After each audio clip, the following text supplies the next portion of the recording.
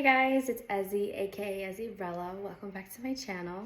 So I figured today I would do a sort of show my perfume collection kind of video. I realized I've never done any fragrance videos on this channel and I have to get in the habit of making videos. So I had today off, so figured why not, start shooting. But let me put you on to some of the best summer fragrances that you guys are gonna want to grab this summer. Also, I want to apologize for the background. This is as good as lighting as it's gonna get, and it's actually the quietest place in my house, and it features my unfinished basement. But it's a nice white background, nice little cardboard box underneath. But anywho's, let's just jump right into this. Okay, so up first I have Kayali's Eden Juicy Apple. It is a gorgeous, gorgeous scent.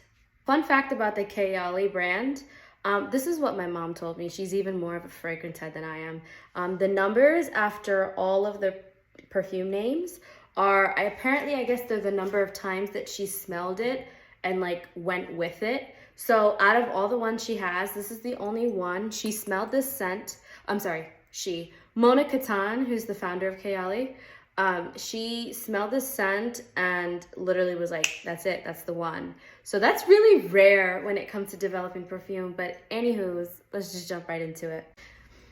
So the first time I smelled this, I actually received a little gift from a friend. It included the little travel size version of this and the liquid lipstick. And I remember smelling it and I was like, this smells exactly like the Victoria's Secret body mist in Plum Freesia. Now, I don't know if you guys remember that scent, and I can't even find the bottle that I had, but Plum Freesia was my shit in high school. It was just such a fruity berry scent. That is the most basic way of describing the Victoria's Secret Plum Freesia and the Eden Juicy Apple. If you're really into a fruity scent without the floral, this one's for you. I would definitely describe this as the grown-up version, the sexier version of Victoria's Secret Plum Freesia, because you guys don't even understand. And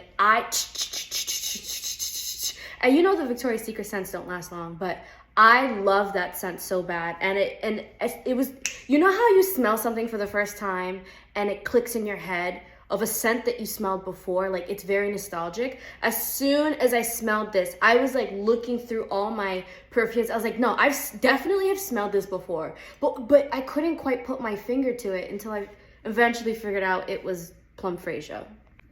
Now, the upside to this is that it smells like Plum Freesia, but the downside is that I'm not even gonna hold you, it doesn't last very long. And in my honest opinion, that's the one thing that bugs me just a little bit about the Kayali perfume line, fragrance line, that I feel like if you're gonna charge, and let me check the price real quick. To be fair, they don't market the perfume as long lasting and a beast mode kind of perfume. So in their defense, yeah, I get it. But me, I for the price point, this is something I go back and forth with my mom on all the time. If you're gonna charge over $100 for a perfume, it better project. I'm sorry. I could probably find a dupe in it for much cheaper. I don't know. If you're gonna charge 100 plus, I need it to project and I need it to last. And just like the Victoria's Secret Plum Freesia, where you're this one, how some fragrances you do that and you do that. This one, I'm because I know it's not gonna last all day. Now, despite that, I still am obsessed with the scent just because it's so nostalgic and it's such a grown-up version of a favorite scent of mine. But I will warn you, some people like that. Some people don't want their perfumes to scream. Some people want their fragrances to whisper. Some people want it to be just like a skin scent. I can totally respect that. But for the most part, I like when my fragrances scream, especially when it's after a certain price point.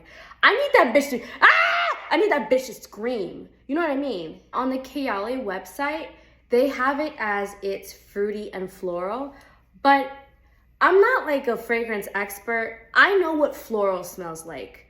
I don't pick up any of the floral notes. So that's the thing, like when you're looking at fragrances and you're reading the notes, half the time the notes, you gotta have a certain kind of nose to even pick up, you know, like bergamot. The fuck does bergamot, like, I don't know what bergamot smells like. Musk. Like, at first I was like, what is musk? Like, I wouldn't be able, like, some fragrances have berries. I know what berries smell like. I know what lemon smells like. I know what mint smells like. But certain, you know, notes, I don't pick up on. So the top notes are juicy red apple, black currant, pink grapefruit, and lychee. I'm gonna tell you off the bat, you're gonna smell the apple. The apple is the strongest out of all of them. And I think the lychee, because the lychee, when I think of lychee, I think of the lychee that you get in like frozen bubble tea. Like the bubble tea smoothies you get at the bubble tea spots. Anyways, moving right along. Don't let me get sidetracked. So the middle notes are wild berries, raspberry blossom, jasmine, rose. That I smell the wild berries. My nose doesn't really pick up on the jasmine because be warned, I hate jasmine. I don't want it anywhere near me. My mom is obsessed with jasmine. I hate anything that has jasmine for the most part. If I see jasmine, like a scent that's mostly jasmine, I'm done. I'm not even gonna bother because I know I'm not gonna like it. But I guess those are like the floral notes. I don't really pick up on it. I think maybe I go nose blind after a bit, but then it says it dries down to vanilla flower, amber crystals, sugared moss, sensual moss. This is what I'm talking about. I don't know what that is, but I just know it smells good. I would actually say to the untrained nose, which by the way, most people who buy perfumes are not like fragrance experts. I would basically say it smells exactly like dead on to the Victoria's Secret Plum Freesia. It's really good. I would categorize this as fresh fruity, maybe with a hint of floral. Just because my nose doesn't pick up the floral doesn't mean that you won't. But I do know that, well, I know that my Sephora doesn't have it, but the one at King of Prussia does. So check out your local Sephora to see if you can sniff these, because I definitely wanted to smell the Kayali brand because I love the packaging of it so much. Like, it's so beautiful, low key. But anyways, moving right along. I would say this is club friendly, and I would also say this is also office friendly because it's fruity, but it's not offensive.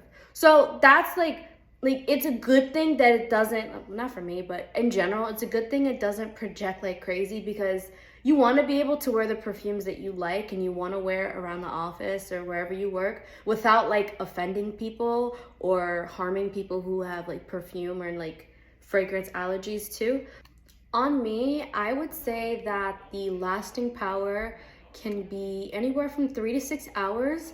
It depends, because it's rare I wear this alone. I know I can never really wear this alone. I almost always have to layer it with another fragrance because I know that it's just not gonna last that long. And I'm the kind of girl, like, I want a perfume that performs.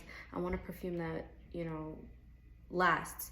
So if I layer it, I can push the projection for maybe 6 to 7 hours, but on its own, I would say, like the Victoria's Secret one, it's strong and then I don't smell it anymore. And it just kind of becomes like a skin scent, if that makes sense. I will note, because I've been wearing this for quite a bit, it lasts a lot longer on clothes than it does on my actual skin. So another trick I use to make this one last is I will spray it like on my clothes as well as my shoulders. But if I'm wearing a hoodie or a jacket, I'll keep it there and I'll still be able to smell it on that item.